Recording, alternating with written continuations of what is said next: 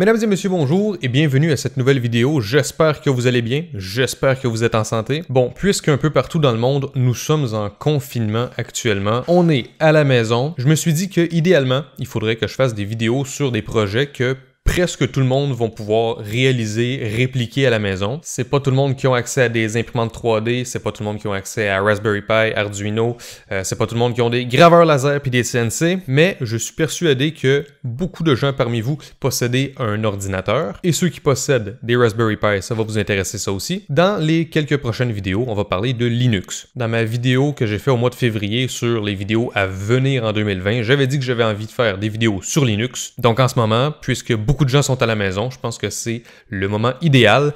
Pas besoin d'acheter du matériel ou quoi que ce soit, on peut tester des trucs gratuitement. Le sujet de la vidéo aujourd'hui, ça va être quelle distribution Linux choisir en 2020. On entend souvent parler de Windows, de Mac et de Linux. Mais Linux, le mot tout seul, ce n'est pas un système d'exploitation, c'est juste le noyau. Donc quand on veut passer à Linux, qu'est-ce qu'il faut faire? C'est trouver une distribution Linux qui nous convient. Dans cette vidéo, aujourd'hui, je ne vais pas seulement vous donner une réponse précise. Ce que je vais faire aujourd'hui, ça va être beaucoup plus pratique et ça va vous apporter beaucoup plus de valeur qu'une simple réponse. Ce que je vais faire aujourd'hui, c'est que je vais vous expliquer comment choisir une distribution Linux qui vous convient et je vais vous donner quelques recommandations pour démarrer. Voici une liste de distributions Linux.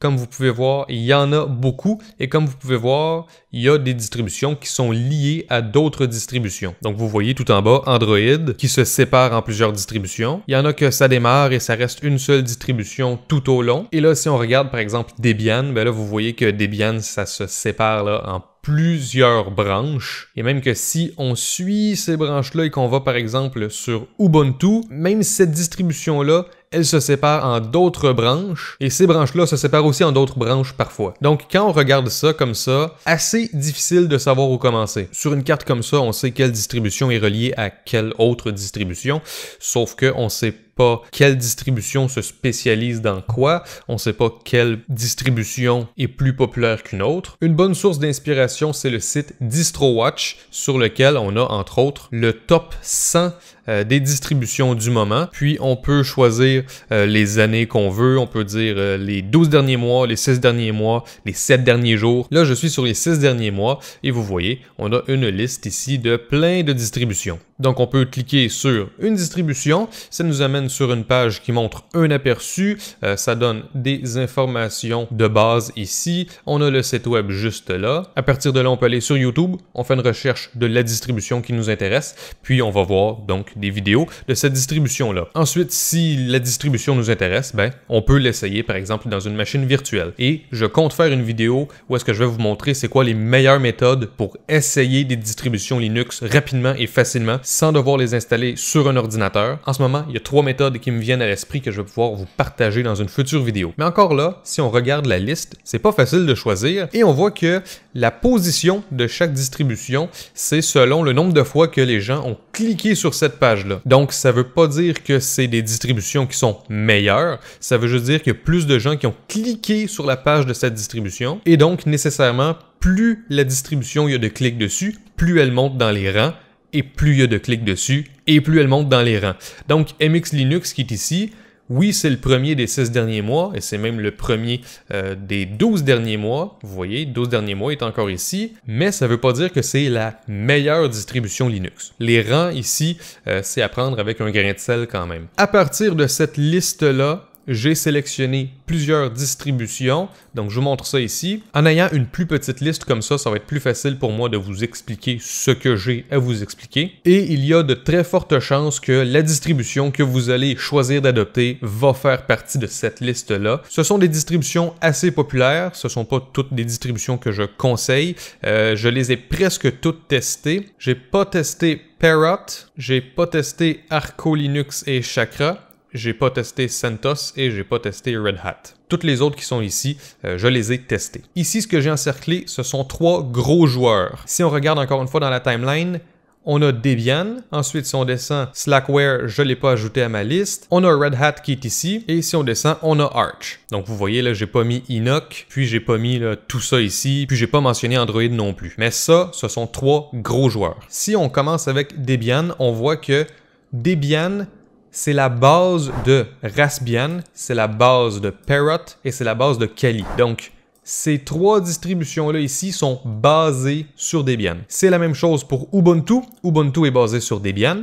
Et sur Ubuntu, il y a Kubuntu, Mint, Xubuntu ou Xubuntu, je ne sais pas trop comment ça se dit, Elementary, Lubuntu et Zorin. Ces 6 distributions-là sont basées sur Ubuntu et Peppermint est basé sur l'Ubuntu. Donc vous voyez, on part d'une distribution et ensuite ça découle, il y a plein de distributions qui sont basées les unes sur les autres. Ensuite, basé sur Arch, on a entre autres Manjaro, Arco Linux et Chakra. Red Hat ici, c'est un petit peu particulier parce que Red Hat, c'est une distribution qui est payante et la raison pour laquelle elle est payante, c'est parce qu'elle a du support, donc on peut appeler au téléphone si on a un problème, puis on va avoir des gens qui vont nous aider et c'est surtout utilisé dans les entreprises justement parce qu'il y a ce support. Donc souvent c'est ce qu'on dit, Red Hat c'est une distribution plus d'entreprise et Fedora c'est en quelque sorte la distribution qui permet de tester les nouvelles fonctionnalités qui vont un jour finir par arriver dans Red Hat.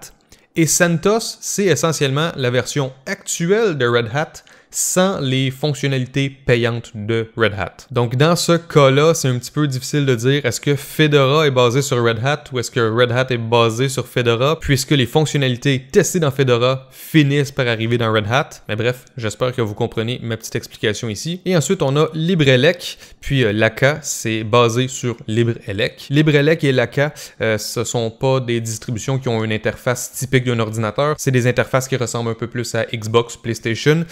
LibreElec, c'est côté centre multimédia, donc pour écouter des films, pour écouter des vidéos en ligne, etc.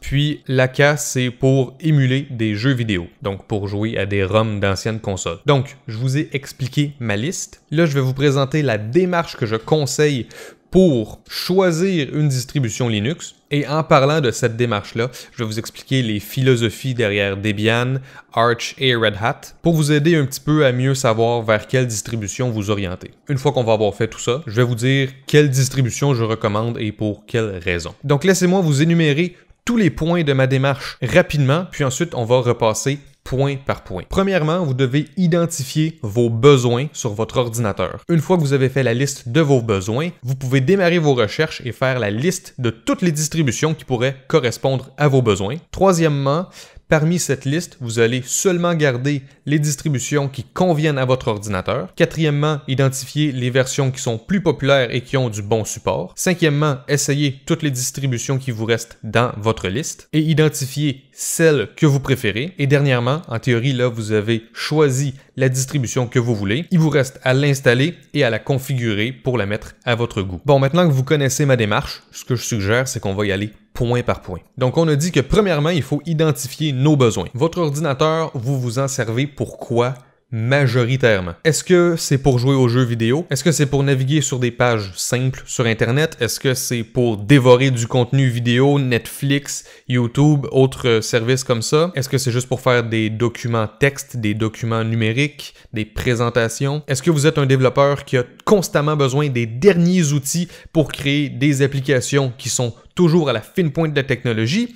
Ou est-ce que vous êtes un développeur qui crée peut-être des applications pour des entreprises et donc vous avez besoin d'un environnement stable pour créer des applications qui vont être stables? Est-ce que vous faites du dessin 3D, du design de pièces mécaniques, montage vidéo, montage photo? Votre système d'exploitation, voulez-vous qu'il ressemble plus à un Mac? Voulez-vous qu'il ressemble plus à Windows? Voulez-vous qu'il ressemble à complètement autre chose? C'est toutes des questions que vous devez vous poser, donc la manière la plus facile, c'est prenez votre journée typique, notez ce que vous faites sur votre ordinateur et ça va vous aider à choisir la bonne distribution. Là, vous savez c'est quoi vos besoins. Donc maintenant, il faut faire une recherche pour faire la liste de toutes les distributions qui peuvent s'appliquer. Là, on va autant porter attention à la philosophie de la distribution, aux fonctionnalités de la distribution et à l'environnement graphique de la distribution. Ces 3 points-là que je viens de nommer, on va les faire un par un. Donc, en ce qui est de la philosophie de la distribution, c'est très important de comprendre ça parce qu'en sachant la philosophie de Debian, de Arch et de Red Hat, c'est là que vous allez savoir si vous devez vous intéresser à toutes les distributions qu'il y a ici, toutes les distributions qui sont là et toutes les distributions qui sont là. Donc, si vous vous intéressez seulement à la philosophie de Debian, vous n'allez pas nécessairement avoir besoin de porter autant attention aux distributions qui sont basées sur Arch ou sur Red Hat. Vous allez pouvoir faire un focus plus précis. Donc, les philosophies de ces trois joueurs-là sont assez différentes, mais c'est difficile de dire exactement qu'est-ce qui change parce que Linux est tellement modifiable que je pourrais prendre une distribution et la transformer en une distribution complètement différente. Je vais quand même vous dire les grandes lignes, qu'est-ce qui est généralement accepté. C'est possible que votre opinion soit différente de ce que je vais vous nommer ici aujourd'hui, mais selon mon expérience et mes recherches, j'ai mélangé tout ça ensemble, puis ça donne ce que je vais vous expliquer maintenant. Donc Debian, en général, c'est considéré comme étant très stable, mais c'est pas nécessairement ce qu'il y a de plus à jour. La stabilité est privilégiée sur les mises à jour. Il y a énormément de paquets disponibles. Des paquets, ça c'est des logiciels et des outils, etc. Les distributions basées sur Debian, je crois que ce sont celles qui ont accès au plus de paquets. Et c'est pas mal la même chose pour la communauté. Une très grande communauté. Si vous utilisez une distribution sur Debian et que vous avez un problème, une petite recherche Google et normalement vous trouvez votre réponse. Beaucoup d'informations en ligne. La communauté est très grande. C'est probablement la plus grande communauté. Et aussi, souvent, on dit que les distributions basées sur Debian sont plus adaptées aux débutants. Ensuite, Arch. La philosophie de Arch, c'est d'être le plus à jour possible. Arch, c'est une distribution rolling release, ce qui veut dire que Arch n'a pas de version, il est toujours à jour. C'est un concept qui est un petit peu différent de ce qu'on voit habituellement, mais puisqu'il est toujours à jour, ça peut potentiellement vouloir dire qu'il est moins stable sur le long terme, parce que s'il y a une mise à jour avec une erreur qui se glisse, c'est possible que le système devienne instable. C'est pas nécessairement le cas, mais c'est quelque chose à considérer. Les distributions basées sur Arch, c'est probablement les plus modifiables. La distribution Arch en tant que telle, c'est une distribution qui vient avec rien. On a seulement les outils nécessaires pour construire notre propre distribution à partir de zéro. Donc on peut construire une distribution, la déconstruire et la reconstruire autrement. Très personnalisable. La documentation est excellente, ça c'est une grande qualité de Arch, mais c'est définitivement destiné aux utilisateurs plus avancés. Si on prend juste Arch en tant que tel, construire une distribution à partir de zéro, c'est pas facile. C'est pas une interface qui vous dit est-ce que tu veux telle option ou telle option, ensuite telle option ou telle option. Non, c'est entièrement fait par ligne de commande et il faut connaître ces commandes-là. Heureusement, comme je vous ai dit, la documentation est excellente. Donc, ça s'apprend, je l'ai déjà fait. Mais pour quelqu'un qui a jamais touché à Linux, Arch, ça risque d'être assez difficile de commencer là-dessus. Par contre, il y a des distributions basées sur Arch, dont Manjaro, qui prennent la distribution Arch et qui lui donnent déjà les fonctionnalités d'un système d'exploitation complet avec une interface et tout. Donc avec Manjaro, beaucoup plus facile. Mais il reste que généralement, quand c'est basé sur Arch, on dit que c'est pour les utilisateurs plus avancés. Ensuite, on va parler de la philosophie de Fedora. Donc pas Red Hat en tant que tel parce que c'est payant, donc j'imagine que c'est pas ça que vous allez sélectionner. Donc on va parler de Fedora en tant que tel. La philosophie de Fedora, c'est d'être très souvent à jour, peut-être moins que Arch, mais plus que Debian. Comme je vous l'ai mentionné tout à l'heure, Fedora il sert à tester les fonctionnalités qui vont finir dans Red Hat. C'est pas ça 100% du temps, mais c'est un argument qu'on voit souvent. Puisque Fedora, c'est une distribution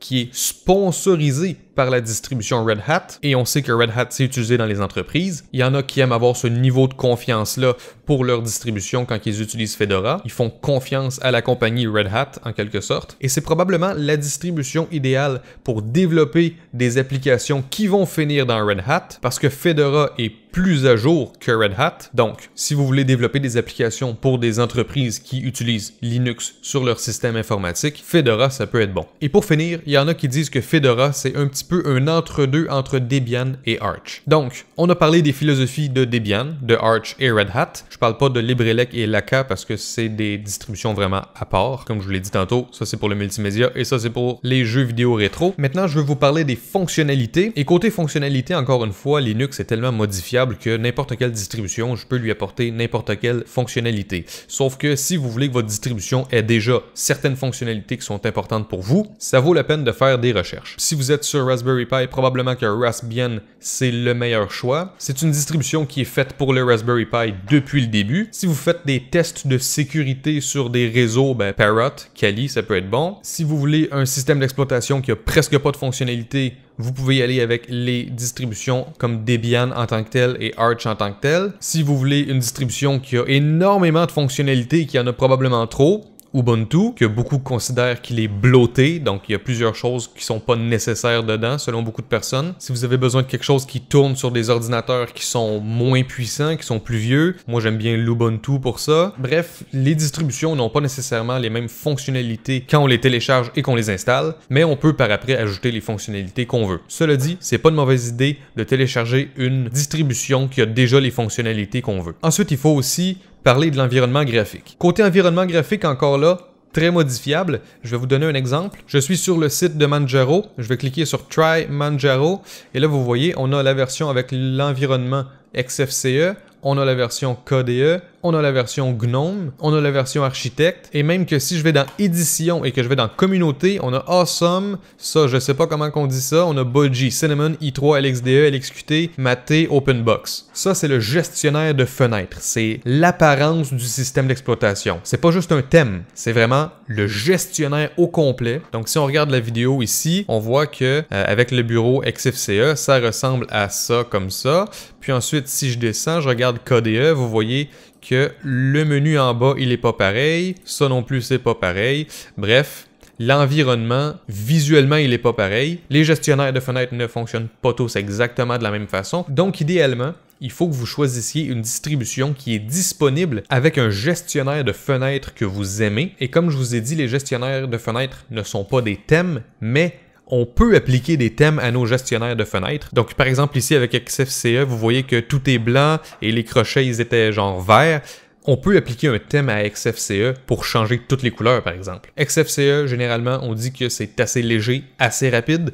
Ensuite, KDE, un petit peu plus lourd, mais il est beaucoup plus modifiable, personnalisable. GNOME, je suis pas trop un fan. On a une barre sur le côté, on a un genre de menu comme ça qui apparaît, mais je trouve qu'il est un peu lourd. C'est pas le plus rapide non plus. Puis, bref, personnellement, moi, c'est pas celui que je conseille, mais c'est un des plus populaires quand même, donc faut le mentionner. Si vous, c'est un environnement qui vous intéresse, il est trouvable dans beaucoup de distributions. Puis il y a des trucs là, comme l'environnement i3, que ça fait peur aux débutants parce que les fenêtres, en fait, on peut pas vraiment les bouger avec la souris, c'est vraiment entièrement avec le clavier. C'est super léger, mais c'est pas nécessairement facile d'apprendre à utiliser ça parce que c'est vraiment raccourci clavier et tout. Mais j'ai déjà essayé i3, c'est assez amusant, mais ça prend quand même de la pratique. Donc, quand vous choisissez votre distribution, vous devez vérifier quels sont les gestionnaires de fenêtres qui sont disponibles pour cette distribution. Vous pouvez certainement installer n'importe quel gestionnaire de fenêtres sur n'importe quelle distribution, sauf que ça va pas toujours nécessairement être facile de le faire sur toutes les distributions sans qu'il y ait des conflits entre certains paquets. Donc idéalement, téléchargez une distribution qui a déjà l'environnement graphique que vous voulez. Et ça, va probablement falloir que vous regardiez beaucoup de vidéos et que vous essayiez plusieurs environnements pour savoir quel environnement vous convient, c'est lequel que vous préférez. Moi, j'aime bien XFCE. Cinnamon, il est très beau, mais un petit peu plus lourd que XFCE. KDE, le plus personnalisable. Je vous dirais qu'en ce moment, ce sont mes trois préférés. Et sur Elementary, il y a l'environnement Panthéon qui ressemble beaucoup à Mac. Donc vous voyez, ça c'est l'environnement de bureau de Elementary OS. C'est très joli. Il y en a beaucoup qui aiment ça. Bon, ça, c'était seulement le deuxième point de la démarche. C'était le point le plus long. Le reste, ça va aller assez vite. Là, en théorie, vous allez avoir une grande liste de plein de distributions qui vous conviennent. Maintenant, il faut regarder si ça convient à votre ordinateur. Si votre ordinateur, c'est un Raspberry Pi, il y a moins de choix quand même. Il faut que ce soit compatible avec ARM. Bien sûr, Raspbian, c'est compatible, mais il y en a d'autres. Il me semble que l'Ubuntu, il me semble que Manjaro aussi. Je pense que je vais faire une vidéo dédiée aux distributions Linux qui sont compatibles Raspberry Pi. Je pense que ça pourrait être intéressant.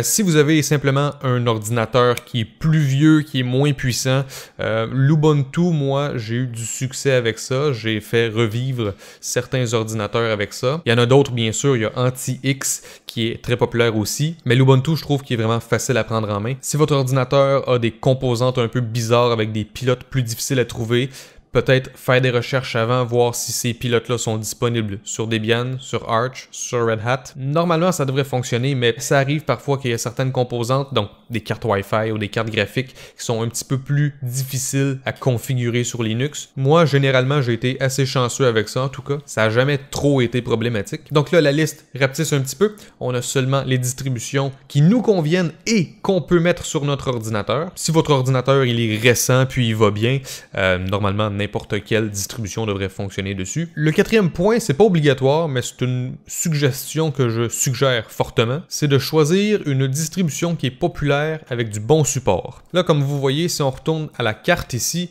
vous voyez qu'il y a des distributions qu'on dirait qu'il se passe rien dessus finalement. Il n'y a personne qui les adopte pour créer sa propre distribution dessus. Clairement, là, si on regarde, Debian est beaucoup plus populaire que, par exemple, Coyote. Je connais pas Coyote, je sais pas c'est quoi, mais selon moi, c'est une bonne idée de prendre quelque chose qui est plus populaire, vous voyez, dans ces coins-là. Parce que si, par exemple, je me dis, tiens, je vais prendre Netrunner. Donc, je connais pas Netrunner, je fais juste un exemple comme ça. Donc, si on dit que Netrunner, c'est pas connu, je sais pas si c'est le cas, mais on va dire pour l'exemple que c'est pas connu. Eh bien, automatiquement, moi, je me dis que si j'utilise une distribution qui est pas connue, si j'ai un problème avec et que je fais des recherches, ça risque d'être difficile de trouver des réponses pour mes questions. Côté support, ça risque d'être un peu plus compliqué. Et en plus de ça, si c'est pas très connu et que là, on commence à aller un petit peu plus loin dans les branches, ça veut pas dire que les mises à jour vont être de qualité, ça veut pas dire que les mises à jour vont être régulières, et disons que dans Debian qui est ici, il y a une mise à jour qui passe, puis elle se rend jusqu'à Netrunner, et là, quelques mois passent, et là, on se rend compte qu'il y a une grande vulnérabilité dans la mise à jour qu'on a fait il y a quelques mois. Debian, ils se dépêchent, ils font une mise à jour. Ensuite, Kubuntu se dépêche, ils font une mise à jour, mais Netrunner, ben, le gars qui s'en occupe, il est pas là, il est en voyage, je sais pas qu'est-ce qu'il fait. Pendant que les autres distributions se mettent à jour, ben, Netrunner se met pas à jour, et vous avez cette distribution-là, et vous avez cette vulnérabilité-là, et ça ne se met pas à jour parce que le gars a pas fait de mise à jour. Donc c'est un scénario complètement inventé bien sûr, mais c'est juste pour vous expliquer que si on prend les plus grandes distributions, le support risque d'être mieux et les mises à jour importantes risquent d'être là à temps. Généralement, on a une meilleure expérience avec les distributions plus connues. Souvent, c'est pas pour rien que les distributions plus connues sont plus connues. Comme on l'a vu avec DistroWatch, parfois c'est juste populaire parce que c'est populaire, mais souvent, c'est pas populaire pour rien. La cinquième étape, c'est d'essayer les distributions. Une manière super facile, c'est dans une machine virtuelle. Vous voyez, c'est laquelle que vous préférez. Et dernière étape, installez la distribution que vous avez choisie et configurez-la à votre goût. En principe, après avoir fait ces 6 points-là, vous devriez avoir trouvé une distribution qui vous convient. Si après quelques temps, vous vous rendez compte que la distribution ne vous convient pas aussi bien que vous le pensiez, vous refaites la démarche en 6 étapes et puis voilà, vous allez retrouver quelque chose qui va être mieux pour vous. Alors, quelles sont mes recommandations et pourquoi? Je vais vous faire apparaître des petits rectangles verts et ça, c'est les distributions que je recommande. Raspbian, je le recommande pour Raspberry Pi parce que ça a été créé depuis le début pour le Raspberry Pi. C'est très bien supporté, grande communauté, puis c'est très stable sur un Raspberry Pi. Donc moi sur Raspberry Pi, c'est ça que je choisirais en premier lieu. Mais comme je vous ai dit, j'aimerais ça faire une vidéo où est-ce que je teste d'autres distributions pour Raspberry Pi. Ensuite, Mint, je le conseille. Comme je vous l'ai dit au début de la vidéo, j'ai presque testé toutes les distributions qui sont ici. Et Mint, pour moi, ça fonctionne. C'est une des distributions que je l'ai installée, puis d'un coup, j'avais tout ce que je voulais. Visuellement, avec l'environnement Cinnamon, ça me plaît. Les ordinateurs sur lesquels j'utilise Mint, c'est rapide, c'est fluide, et ça ressemble un petit peu à Windows. Donc, si vous voulez quelque chose de stable, de simple, qui ressemble un petit peu à Windows, Mint, ça peut le faire. Si vous voulez quelque chose qui est, encore une fois, stable et simple, mais qui ressemble un peu plus à Mac, Elementary, vous allez sûrement l'aimer. Pour un ordinateur qui est plus vieux ou qui est moins puissant, l'Ubuntu, j'ai eu beaucoup de succès avec ça. Manjaro, je le conseille si vous voulez une distribution qui est facile à installer et qui est facile à utiliser, mais que vous êtes intéressé par le concept Rolling Release, c'est-à-dire que Manjaro, comme Arch, c'est toujours à jour. Donc si c'est un concept qui vous intéresse, Manjaro, ça peut vous plaire. Arco Linux et Chakra, je les ai pas testés, donc c'est pour ça que je les ai pas mis en vert. Manjaro, je l'ai utilisé pendant assez longtemps, donc je le conseille. Fedora, l'argument que je dirais en fait, c'est si vous voulez un entre-deux entre Debian et Arch. J'ai moins d'expérience avec Fedora, donc j'ai un petit peu plus de difficulté à dire exactement à qui ça s'adresse, mais c'est quand même quelque chose que je pense que beaucoup de gens peuvent trouver intéressant. LibreLec, si vous voulez vous faire un centre multimédia, et Laka, si vous voulez vous faire un centre d'émulation de jeux vidéo. Donc Donc, on en est maintenant à la conclusion. J'espère que cette vidéo va vous être utile. Je vous encourage à aller essayer plein de distributions, c'est gratuit, donc pourquoi pas. Vous avez peut-être un vieil ordinateur qui traîne à quelque part, peut-être que vous voulez même l'essayer sur votre ordinateur principal, peut-être que vous voulez quitter Windows, peut-être que vous voulez quitter Mac. Peu importe que vous ayez une raison ou pas de raison, pourquoi ne pas essayer Linux? J'espère que cette vidéo va vous avoir donné envie de tester Linux. J'espère que ça va vous aider à choisir une distribution qui vous convient. J'ai quelques autres idées de vidéos que je veux faire sur Linux. J'aimerais ça vous faire par exemple une vidéo où est-ce que je vous montre c'est quoi les méthodes les plus faciles et efficaces pour tester plein de distributions super facilement. Peut-être une vidéo sur l'initiation au terminal sur Linux, le test de certaines distributions spécifiques. Ensuite, pourquoi pas des vidéos où est-ce que je sélectionne une distribution, puis ensuite je fais un setup / une configuration, personnalisation, où est-ce que je mets une distribution à mon goût et je vous montre comment je fais. Puis comme mentionné tout à l'heure, une vidéo sur les distributions pour Raspberry Pi. Si vous avez d'autres idées de vidéos que vous aimeriez voir sur Linux, n'hésitez pas à me laisser savoir en laissant un commentaire juste en dessous de la vidéo. C'est tout pour cette vidéo. J'espère que vous l'avez apprécié. Si c'est le cas, n'hésitez pas à laisser un j'aime et un commentaire. Et n'hésitez pas à me rejoindre sur tous les réseaux sociaux YouTube, Facebook, Twitter et Instagram. Et moi, je vous revois une prochaine fois dans une autre vidéo. Ciao tout le monde!